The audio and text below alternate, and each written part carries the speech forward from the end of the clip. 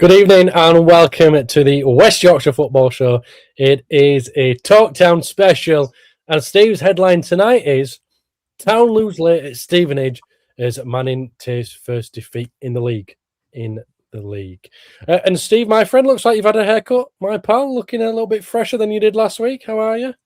Yeah, fresh trim, mate. Fresh trim. Just for you this week, I thought, I thought it might be just me and thee today, so I thought I better smart myself up for the old podcast. But yeah, I had a decent weekend, mate.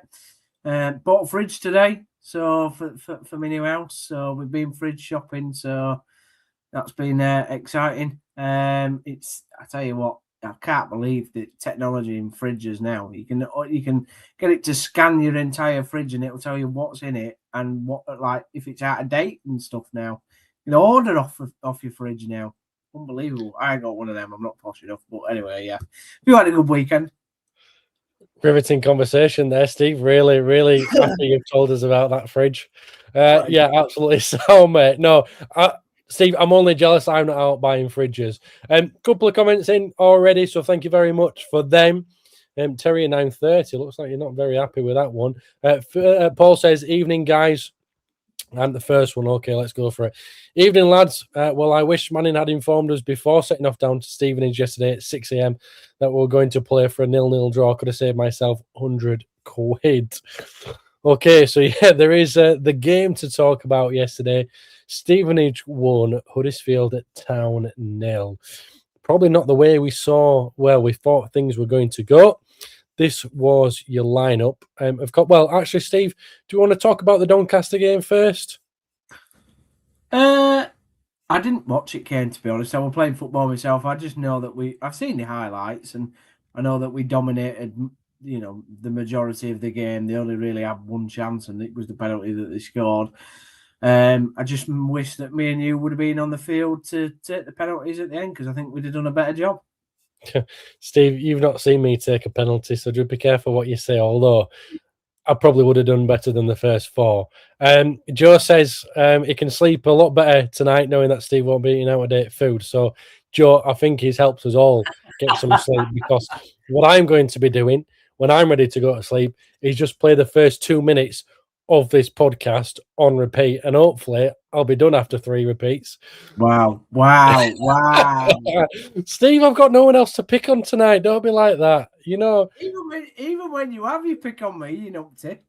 Well, yeah, that is true. That is true. Yeah, Town, they had a cup game during the week. It was the EFL Trophy, and that finished, it finished 1 apiece, didn't it? Huddersfield Town eventually losing out to Doncaster on penalties, which, we're no strangers to missing penalties. We're no stranger to it. Nope. It possibly should have gone better. In terms of the game, Steve, I know you mentioned you didn't really watch it. The second half, Town really did come out fighting a little bit stronger. Lots of opportunities to go and win the game. In fact, just before the full-time whistle, Dion Charles had a massive opportunity to square the ball to Alfie May, who would have had an empty goal to put the ball in the back of the net of, but instead scuffed his pass, went underneath his feet and straight into a defender, and Doncaster clear, which was a bit of a shame. But Town, is it okay? We're now out with that cup, Steve. Is it a disappointment the fact that Huddersfield Town haven't got to the final in there?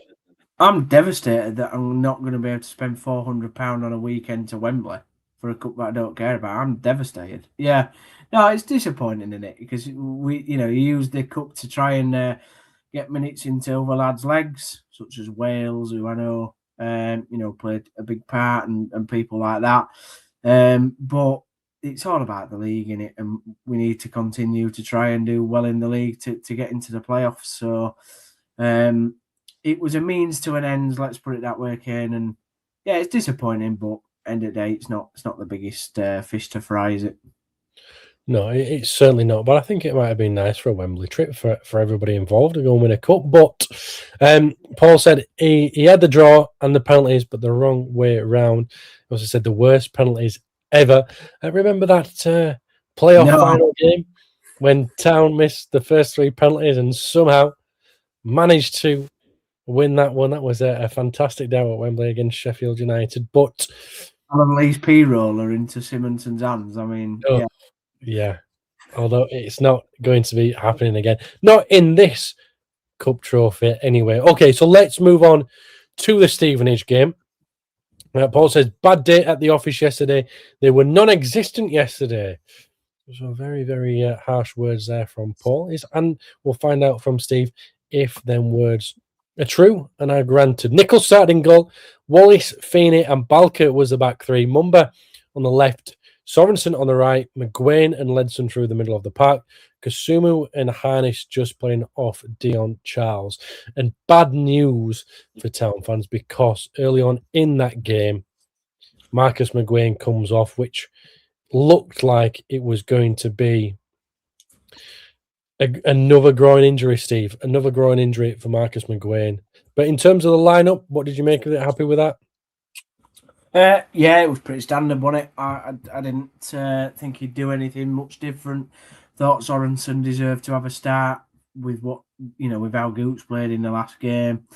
And the other change was Kasumu, I think, from memory. So yeah, it was pretty bog standard lineup. It's just unfortunate that we had to have Dion Charles up front again, isn't it, really? So that's the only area that you would have liked to have changed in the lineup then, Steve?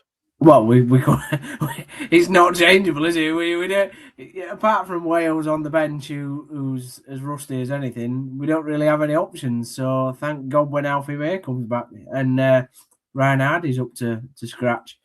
So yeah, that's where I would have changed if we would have had a choice, but we don't. So there we are. So Terry and I just put this in. My biggest worry is that Manning come out saying we're coming for a 0-0 draw against the mighty Stevenage. A huge concern for me. And Paul says he offers nothing. It was useless yesterday, was Charles. He had a couple of opportunities which just went over the bar, Steve. And I think I heard it mentioned that's 18 appearances now without a goal for Dion Charles. Yeah, there's droughts, and then there's Sahara Desert droughts, isn't there, where it hadn't rained for about 19 years.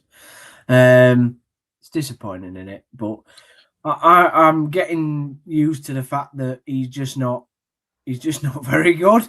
I don't really understand how he scored all these goals for Bolton, to be honest. I mean, he's missed chances in the box, he's missed chances one-on-one, he's missed easy chances, he's missed penalties. So it's disappointing.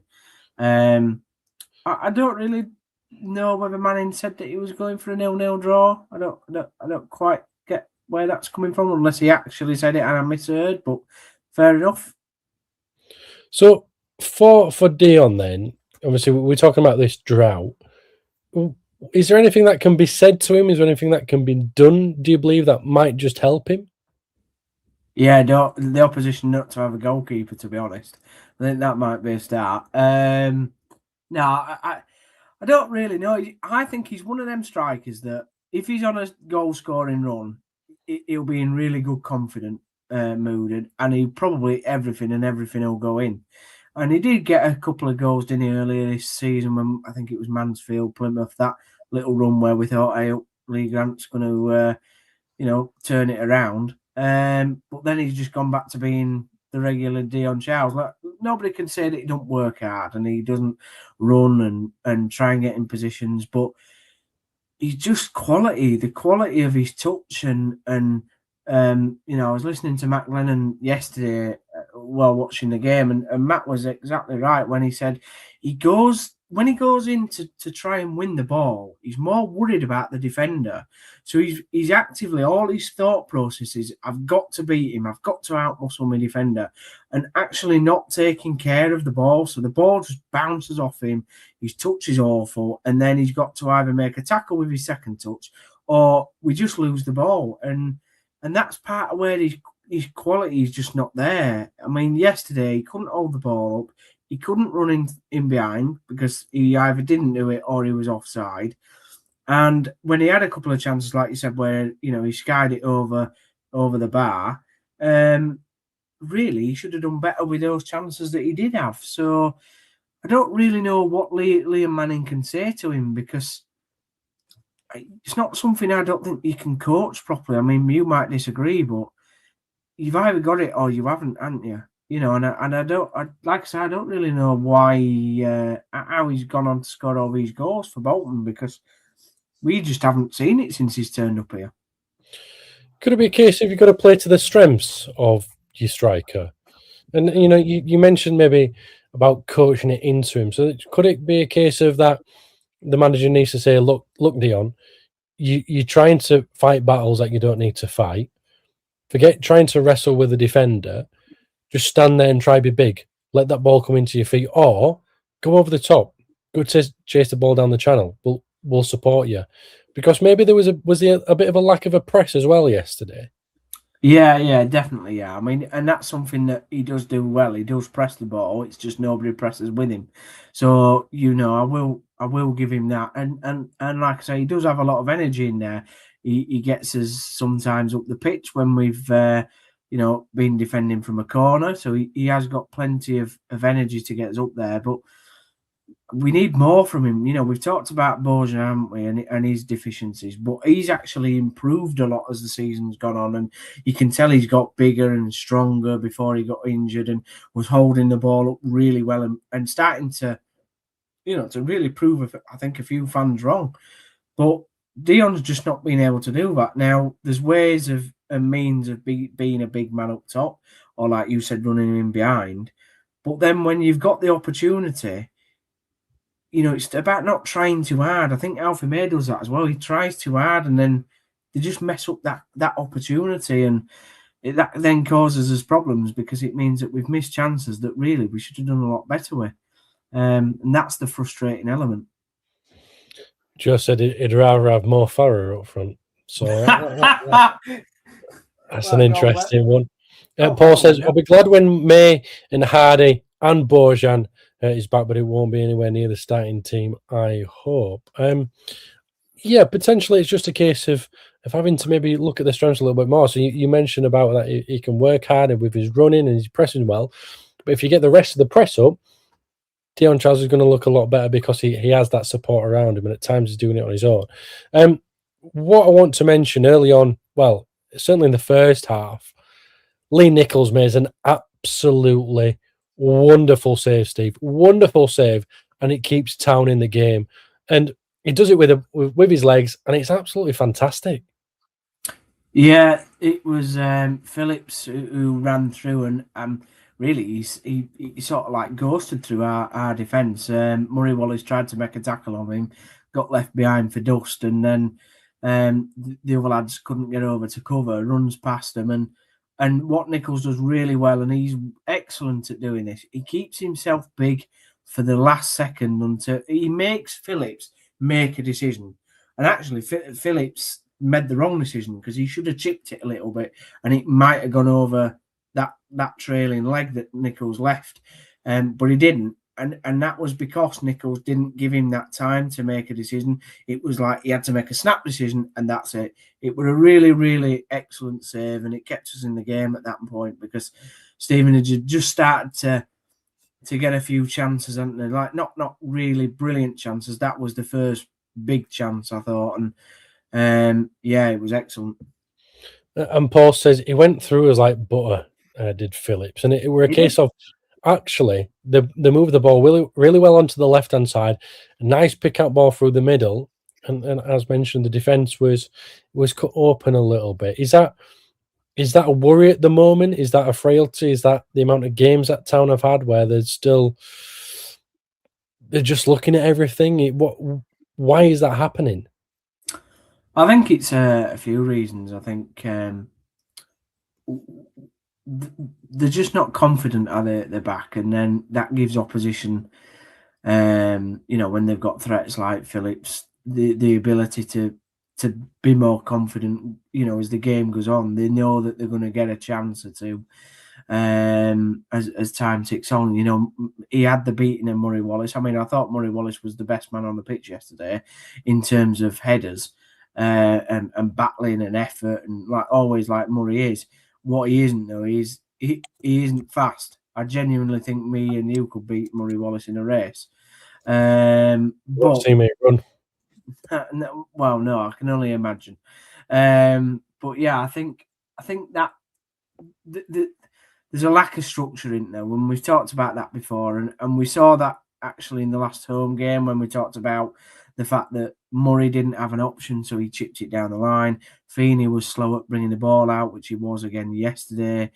They kept giving it to Bolker, and Bolker has to do everything on the ball. I mean, technically, I will put Bolker in the centre of the three, actually, at the back, if you're going to give him that responsibility. Or you put Murray Wallace there and you put Feeney on the other side, because at the moment, the setup, I don't think is right at the back. And then because you've got them three and Bolker's the only one with pace, the problem also is when Sorensen goes forward and Ballymumba goes forward, there isn't a right lot of protection there at the moment, particularly down the sides, which is where Phillips was getting down. Yeah, he made a lovely cutting run from the right wing through to the middle where he picked up the ball. Got a couple of comments I'd like to go through here. We offered nothing yesterday, said Captain Cisco, and he also mentions Charles can't even keep himself onside. Didn't really battle for the ball, but the service was poor. Paul also says, by the way, I thought Murray had a great game. He won everything yesterday, headers, etc. Feeney woeful. Dale, I'm going to come on to yours in a moment, because coming up to half time, Steve, Paul's mentioned it here. Ashia should have been on at half time, and where was Alves? He was brilliant the other night. Yesterday, nowhere to be seen. And again, in terms of what Dale said here, what more do you think Alves can do to at least be on the bench? He had a solid game in the cup. So half time comes about. Would you have made any changes? Do you agree with Paul? Would you have brought Ashia on? Yeah, probably would agree with that. Yeah, probably would have brought Ashia and Miller on, to be honest. We needed a bit more of a creative spark in there, a bit more forward, direct running. Far too many headers. I mean, I've never seen as many headers in a game. I'll be absolutely honest. I've watched non-league games and I've seen it on the deck more than what it was yesterday. We totally played into Stevenage's hands. Not saying that they didn't play good football, because they did. They played effective football like we've seen in many sides this season.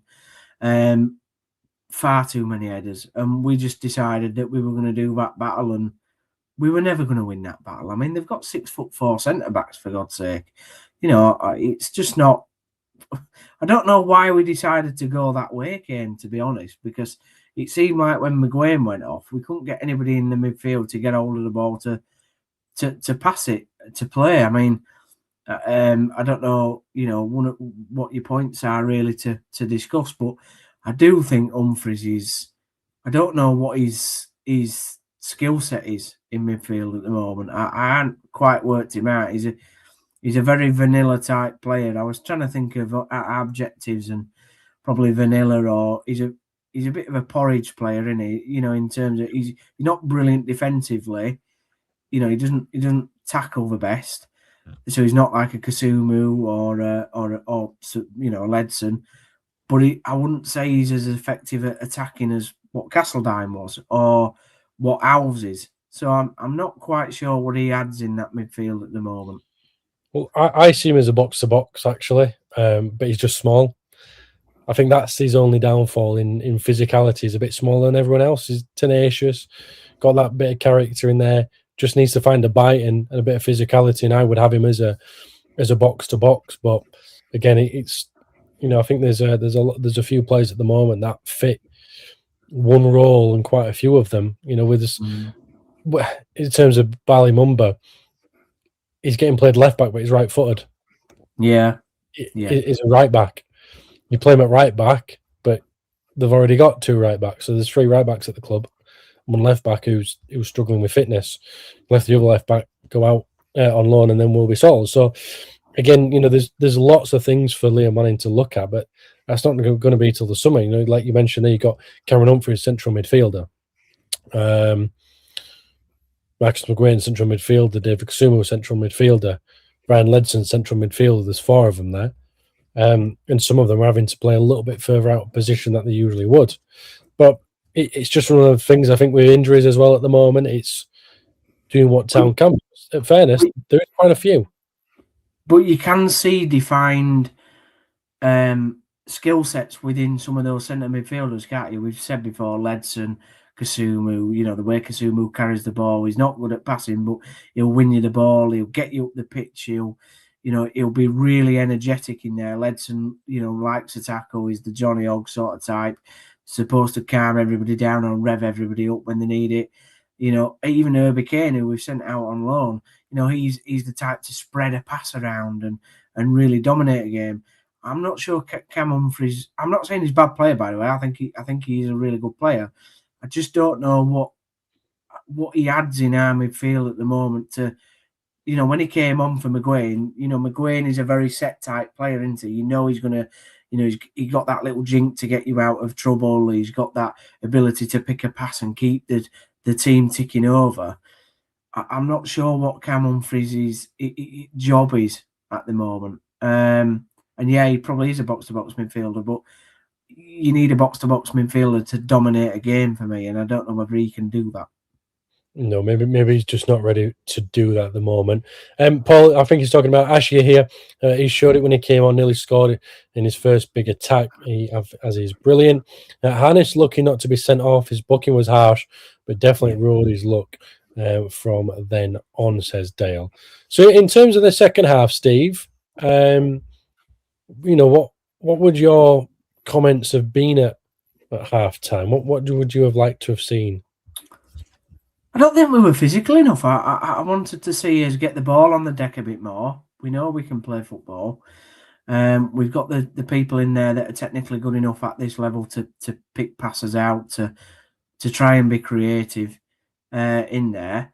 And I'd say get the ball on the floor. Don't play into Stevenage's hands, but be physical when we need to be physical. And I don't think we did either well enough. And you have to give credit to Stevenage. What, they've only conceded 7 goals at home all season. I mean, that's a mad stat, isn't it, really? When you look at it, that is crazy, that.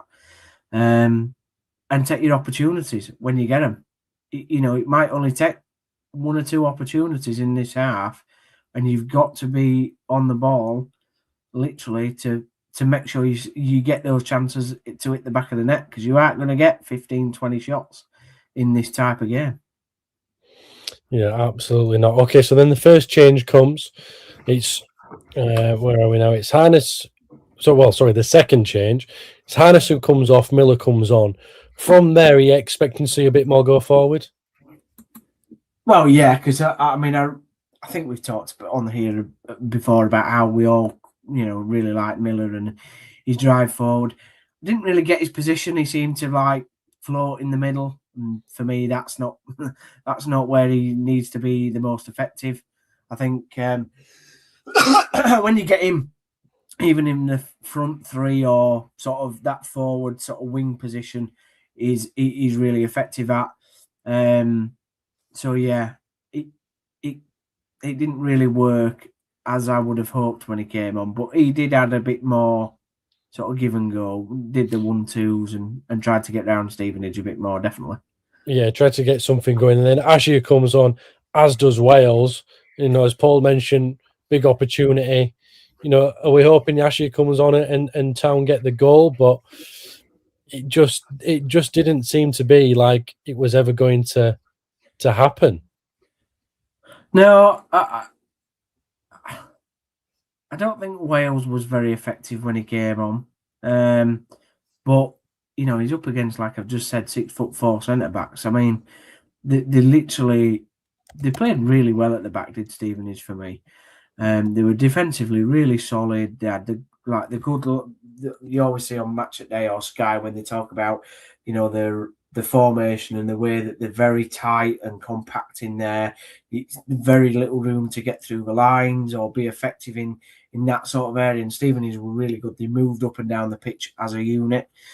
And for me, Wales struggled when he came on. I thought Ashia was probably our brightest sub. Some people say that he should have done better with a chance. I thought it was a hard chance, to be honest. I thought he did well to get it as close as what he did to the goal. But yeah, I mean, I do like Gamashi. I think I was talking to my dad about this the other day, yesterday, sorry, after the game. I was like, we watched Josh Koroma for about 6-7 years, and I think Kamashi can be a better player than what Josh Koroma is. I think he's got the same type of ability when he drops the shoulder, comes in, and he's able to score that Josh Koroma type goal, which is now becoming a Kamashi special. But what Cam needs to learn is how to beat a man on the outside. And sometimes he does it well, and sometimes he doesn't. The one thing that I would say that Cam does well, better than what Josh did, is he's better in like his defensive duties, getting back, harrying defenders, opposition attackers. I think he can become a better player than what Josh Koroma is. That's just my opinion. I know some people disagree with that, but we're on here to give opinions, so I've put one out there, Kane. Steve, football is about opinions, and you're allowed to have them. That's the beauty of it, my friend. Speaking of opinions, one that we've been talking about since Lee Manning came in, that he made changes at the right time. Captain Cisco, subs were way too late. Opinion or fact from you, Steve, from Captain Cisco? Over the weekend, anyway. How do you make it? I thought they were a little late, yeah. I thought they were a little late. I think he's got a fair point there. I mean, Cam and Miller came on at 77 minutes, I think. So by that stage, we already know the state of play in the game, don't we? We know what Stevenage are doing. We know how we're not being effective. So I think that's a fair comment, yeah. So subs were just a little bit too late, and then the goal eventually happens, comes into the box, which seemed to be a bit of a theme where when Stevenage put the ball into the box, there were plenty of players to aim for, and eventually they got the goal. And was it coming? Was it coming? No, I think, well, it kind of was in terms of, if you look at the total of the game, probably Stevenage did deserve to win. But at that time, Town were doing all right. Like we just spoke about, Asher being effective, Miller trying his little bits in midfield. So I don't think Stevenage were as dominant at that point. However, let's start the comment about the goal right. Nichols makes the most horrific pass into the sort of area where the Stevenage lad picks it up. It's then a terrible foul by, I think it might be by Miller, actually, who makes the terrible foul. And then you've got to set up for that set piece. And the lad, I mean, he was a sub that came on for him, and he's about 6'2", I think, something like that. He's a big lad anyway. He comes on and wins the header. And yeah, it's again a poor goal for us to concede. Not concentrating when we need to, not smelling the danger, making mistakes that lead up to the goal. Yeah, it was just overall really disappointing. And I kind of thought, with the way Manning's term has gone so far, we'd still got a chance to score an equaliser, but that obviously didn't happen. It was a bit too late this time in the game to try and snatch a point. Yeah, well, Paul says, you think you brought on Asher earlier, you would have had time to influence the game and get a draw. This is just a nice comment as well. Big up to you guys. Much love from a United fan. Thank you, Stretford End Podcast. Captain Cisco, it was a long trip to watch a crap football. One of yours there, Steve. He also mentions, like watching Grant football. John says, our strike force or lack of will ultimately cost us a playoff place unless somehow Hardy and May can hit it off straight away. Nichols' distribution was shocking yesterday, says Paul. Anything to comment on them, Steve? Well, thank you very much for the Man United fan to watch us in lonely League One here. Very good. I've had my haircut unlike the other lad. So yeah, I won't be doing it. All the time I look good. Shut up, Big. I won't be doing a haircut challenge if Town won 5 in a row, because it will just never happen in our lifetime anyway. So what's the point? But yeah, we know Nichols' distribution is not very good. That's not his game, but it was his fault for the goal. Yeah, Ashley coming on earlier would have made a difference. I agree with that. I think that is a great point. I think we talked about the subs should have been earlier. Was it like Grant football? It's hard though, isn't it? Because like I had a chat in a WhatsApp group after the game, and people were saying, "Well, Grant had injuries, yeah, but he didn't have his entire front line obliterated, and he's only got Dion Charles really to pick from and a rusty loanee from Swansea." You know, I mean, we it's quite clear that without Bojan would have made a massive difference to that game yesterday. With the way that it went, with the fact that it was played 90% of it in the air, Bojan would have been able to bring that ball down, bring people into play, would have made a massive difference. Alfie May, we know his quality at this level, so he would have made a difference. Yeah, we haven't seen Ryan Hardy in a Town shirt yet, but you know, I mean, he's a Football League very, very good striker, so he would have made a difference too. So, was it like Grant football? Yeah, but I don't think it was as bad as what people are making out. I think it was poor. It was the poorest undermanning so far, but I think there are reasons behind that. Hope Ryan Hardy at least makes the bench on Tuesday night. Dion Charles needs leaving up at that little house on the M62. Okay, 2 games coming up this week, Steve. First one is Doncaster away on Tuesday. So a week after facing them in the Cup, it's time to have that fixture again down at Doncaster. Will Town be looking for a bit of revenge? I don't think the Cup game really matters, does it? I mean, I don't think revenge is out. I think both sides will change if they can. Obviously, we'll be going up against our old mate, Matty Pearson, so I'm sure he'll have a thing or two to say from some corners. So, yeah, Donny are obviously fighting for their lives, aren't they, at the bottom there? You know, I think Grant McCann's an half-decent manager now. So, it's going to be a tough game. And we've got to stand up and be countered. It's not going to be a pretty game. Donny are not going to get it down on the deck and let us play. It's going to be a battle. And we've got to be ready for that at the Keepmoat Stadium, or whatever it's named now. I'll always call it the Keepmoat. So Terry 930 earlier said after the game, this is about the Stevenage game, that Liam Manning with Raj came out and said we went for a 0-0, take a point and then go again. Is it the same case on Tuesday? But did he say that? But did he say that in terms of he was reacting to the fact that the goal went in so late, and he knew that we probably weren't going to win it at that stage? Maybe I'm making an excuse for him, Kane. I don't know.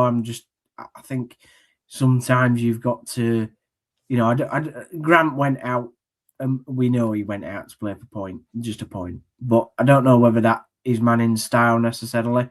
You know, we have seen in the other games he has chucked people on.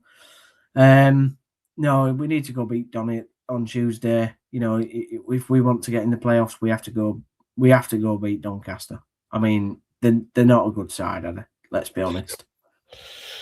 Oh, you've said that before this season, Steve. I have. So I can't wait to lose 3-0. Okay, another game at the weekend though. It is a Yorkshire derby, South versus West. Barnsley come to the Aku Stadium, and now that's huge. That's huge, you know.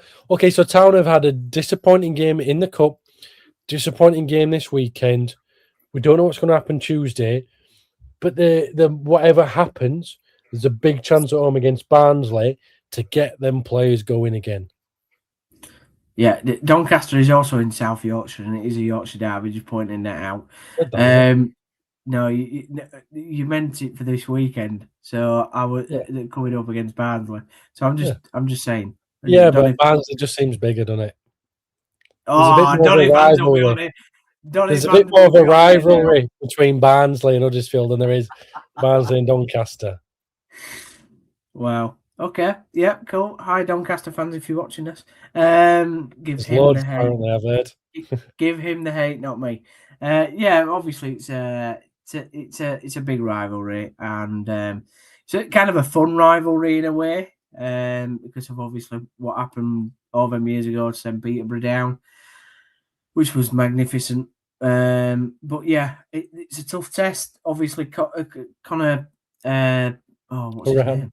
Oran, that's it. Just went out of my head. He plays very attacking football, doesn't he, at Barnsley? I mean, they score a lot of goals. They also concede a lot of goals. They're very much like us in that sense. Their form has been way up and down this season. I mean, early on they had a really good time under him. Then it went to pot, and then they got it back, and now it's gone to pot again. And you don't really know what's going to turn up, I don't think, with Barnsley. It's hard to know which side you're going to end up playing. But we've got to get there as fans. We've got to get there in numbers, back the boys again, and really hope that we can get another win over the line. I mean, it'd be great to get back on track, wouldn't it, with 6 points in the next two, and sort of treat Stevenage as a bit of a blip, maybe. That will be good. Certainly, well, we're getting some predictions in already, which I'm very, very grateful. So thank you very much. Guys, we've got 20 minutes yet. Well, maybe not, Steve. I'm tired. There's only two of us. We might be able to get more than I. Don't know if you can tell, but my eyes look pretty tired. Dale says, I'd seriously consider playing a false nine on Tuesday, as Charles isn't good enough and Wells doesn't look ready. What do you think? Wales doesn't look ready, but I would rather have him up front than Charles. I believe it right. Is this the last game? No, Doncaster will be the last game for May to be banned. Correct? Correct. So we should see Alfie May back on Saturday. I would like to hope.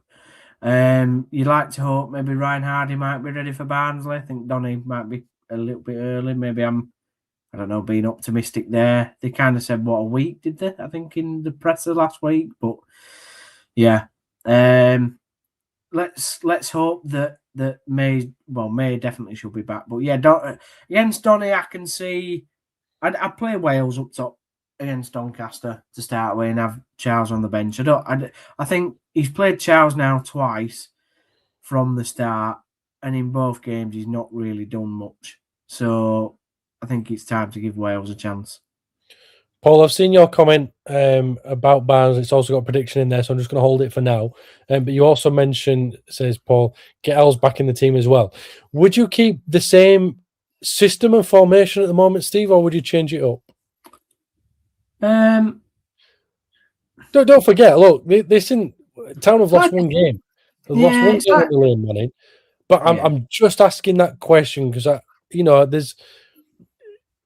there's not really much. There's a difference between Lee Grant's formation towards the back end and Liam Manning's now, but it is quite similar. The only thing that's different is the front 2/3. Well, actually, it's a 3-4-3 mainly. That's how you see it. That's how I see it. Yeah, 3-4-3 that turns into a 5 when defending and then goes into a 4 when attacking. Do you see it differently to that? Well, the current formation, I see the current formation as a 3-4-2-1. Right. Okay. Yeah. Well. Yeah. Again, see, this is the thing. The difference between a 3-4-3 is the 3 up front will be two.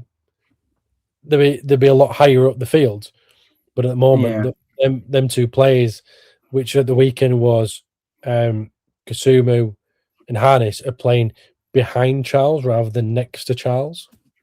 Yeah, I would play a 3-4-3 personally. I think that'd be better. So you would keep it similar, but just change the shape a little bit.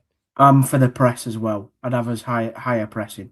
Well, that's what you would get with a 3-4-3 rather than the 3-4-2-1 at the moment. And I also don't think Kasumu is the right player to play in the position that he's been playing in. To be honest, I don't think he's good enough on the ball creatively as what we need from a player in that position. So I wouldn't have Kasumu there. I think Kasumu would have to go back now to play with Ledson because McGuane's out. I mean, I don't know what you know about injuries. You've been in that sector of sports and science and whatever. I'm a simple journalist, but groin injuries, they can be a bit tricky, can't they? I think to Nasty. solve. Yeah, horrible. Yeah, It depends how serious it is. I mean, one of the positive things I would say, I mean, negatively, he went down straight away, so he knew he was hurt, but he did try and get him and play on. So maybe that's a sign it's not too bad. But either way, you're still looking at minimum, 4 weeks? Yeah, I was going to guess a month. Yeah, which is not good. No. So yeah, I mean, so in my what I would do, thinking is 3-4-3. I will bring Owls back in. I don't really know why he doesn't seem to like him, to be honest. But yeah, I bring Owls back in. I play him and Harness either side of Wales. I'd have Kasumu and Ledson in the middle. Ballymumba, obviously, I know we've talked about he's at left back and he shouldn't be, but it is what it is. Left back, and then either Sorensen or Gooch. And then you've got your three at the back, which is obviously Bolker. But as I've said, I would have Bolker in the middle. Or I'd have Murray Wallace in the middle. I'd have Murray Wallace in the middle, actually. I'd have Bolker and Feeney either side. And Nichols in that. That's what I'd do. Interesting. Paul agrees with me, saying it's a 3-4-2-1, and then 5 at the back while defending. He also mentions that McGuinn is a great midfielder, but is made of glass, which is a shame because, he absolutely is a fantastic midfielder for Huddersfield Town. Okay, I think it's time. Look, Steve, I'm going to be honest with you. There's not really much else for us to go through.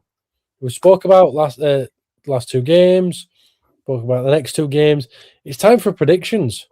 Yeah. It's time for predictions. We've already got a few in, so this gives everybody else just a little bit more time to get your predictions in. If you want to do so, it'd be great if you do, because Paul's already gone for one. He's gone 2-1 Town on Tuesday. Thinks Town will win that one. Terry 930 says Donny 1, Town 1. And then at the weekend, Town 2, Barnsley 1. Where Barnsley are playing, we have May back for that one. Town should be going straight for the jugular. Revenge for earlier in the season. 2-0 Town. We don't have any other ones at the moment. So, Steve, what are your predictions, my friend? I'll go for a Town 1, Donny 1 on Tuesday. And then I'll be optimistic. Town 2, Barnsley 0. Even though I've just said 10 minutes ago, Barnsley score loads of goals. Yeah, I'm about to say, make up your mind.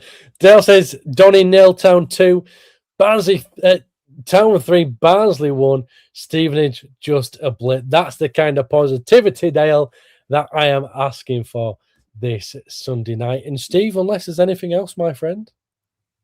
No, Donny will be I think the tougher test out of the 2. You'd like to think that at home we'd be really up for it, but let's not underestimate Donny. They're fighting for the lives, so let's just hope it's a bit more positive and better performance and get the ball down on the deck. But yeah, no else, Kane. Let's get off and let everybody else have a bit of time back on this damp Sunday evening. Yeah, we want positivity, Steve, because I want to see you smiling next week. I don't like it when you're sad.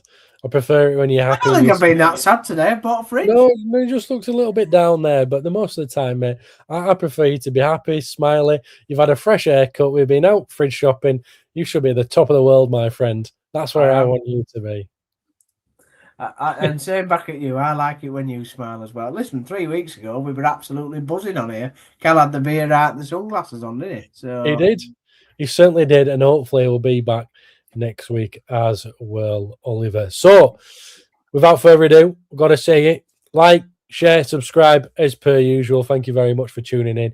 We've been a Talk Town special on the West Yorkshire Football Show, and Steve's headline this week was Town lose late at Stevenage as Manning takes first defeat in the league.